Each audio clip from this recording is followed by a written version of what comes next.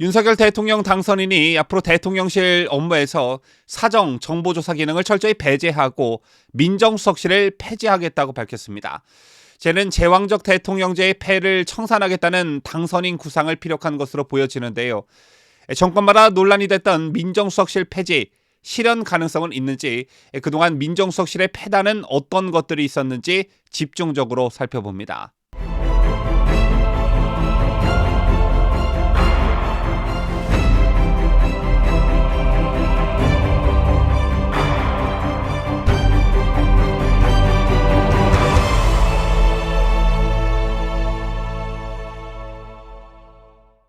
시청자 여러분 안녕하십니까? 뉴스데일리 베스트 민앵커입니다.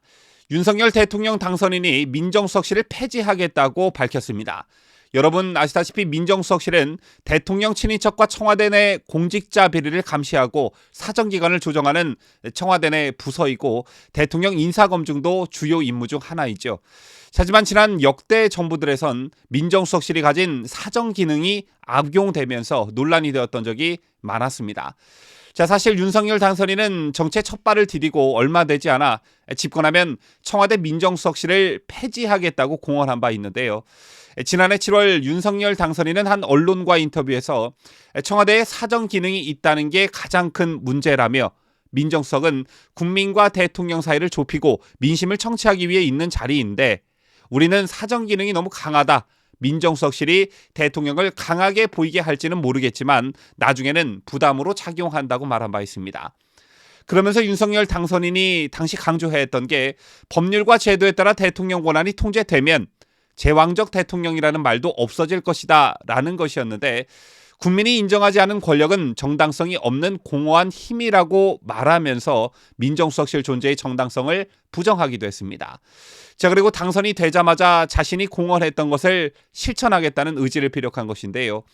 윤 당선인은 오늘 서울 종로구 통이동 집무실에서 열린 안철수 인수위원장, 권영세 부위원장, 원희룡 기획본부장과 차담회에서 일명 사직통팀은 있을 수 없다며 과거 사정기관을 장악한 민정수석실은 합법을 가장해 정치적 반대 세력을 통제하는 경우가 비일비재했고 세평, 검증을 위장해 국민 신상털기와 뒷조사를 벌여왔는데 이런 잔재를 청산하겠다 이렇게 말했다고 하고요. 그러면서 윤 당선인은 제가 지향하는 대통령실은 사정 기능을 없애고 오로지 국민을 받들어 일하는 유능한 정부로 정책 아젠다를 발굴하고 조정 관리하는 데에만 힘쓸 것이라고 강조했다고 김은혜 대변인은 전했습니다.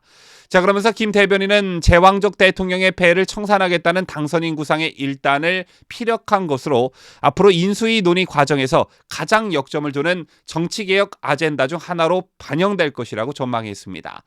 이 같은 움직임은 문재인 정권과의 차별화라는 분석이 많은데요. 윤석열은 당선되자마자 한다는데 문재인은 그동안 왜 못한 것이냐라는 평가를 받는 광화문 대통령 집무실 시대 실천의 연장선이라는 평가가 나오고 있습니다. 사실 청와대 민정수석실과 관련해 국민들로부터 큰 지탄을 받았던 건 다름 아닌 문재인 정권이었습니다. 문재인 청와대의 민정수석 자리는 흑역사라는 말이 나오기도 했었지요. 시작은 조국 초대 민정수석이었습니다. 울산시장 선거 공작, 유재수 비리 비호가 조국 수석 재직 시절 벌어진 일이었는데 민정수석이 이런 일을 막으라고 있는 자리인데 그 반대가 됐었죠. 때문에 유재수 비리를 확인하고도 민정수석실 특감반 감찰을 중단시킨 혐의 등으로 조국은 기소됐습니다.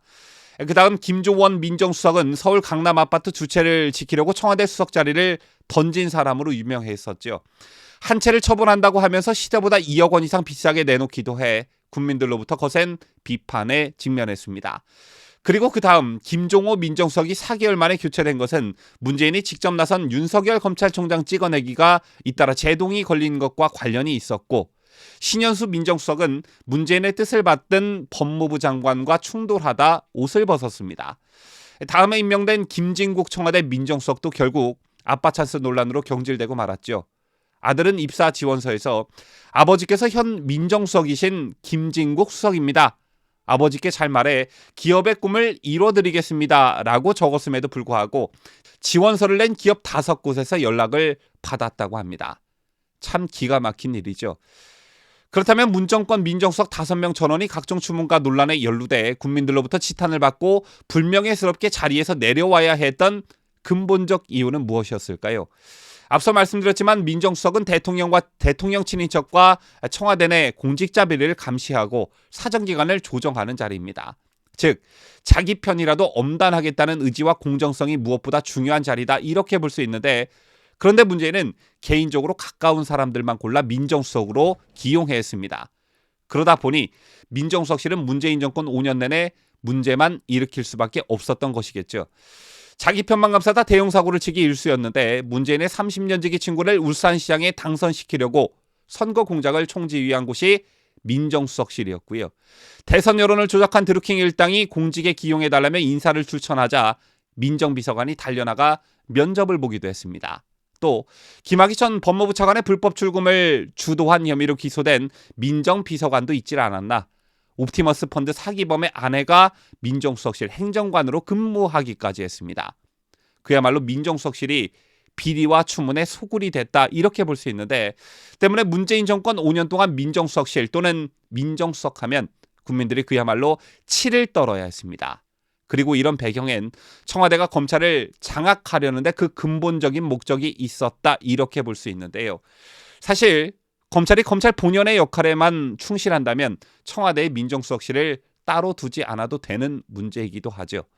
때문에 검찰을 정상화할 수 있다는 윤석열 당선인의 자신감이 민정수석실 폐지 실천으로 이어지고 있다, 이런 해석도 가능합니다. 자, 현재 제왕적 대통령제의 폐단을 극복하는 일환으로 내놓은 윤석열 당선인의 개혁 드라이브를 응원하시는 분들, 또 너무 많은 것을 내려놓는 것 아니냐라고 우려하고 계시는 지지층들의 민심이 서로 공존하고 있는 것으로 알고 있습니다. 민정수석실 폐지와 관련해서도 지지층들의 기대와 우려가 동시에 표출될 것이다 라고 예측하는데요. 일단은 당선인이 당선 전부터 공언해왔던 것을 실천하고 있다라는데 높은 점수를 주고 싶습니다.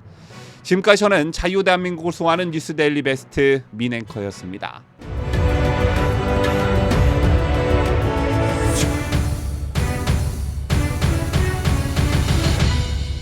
함께해요. 뉴스데일리 베스트.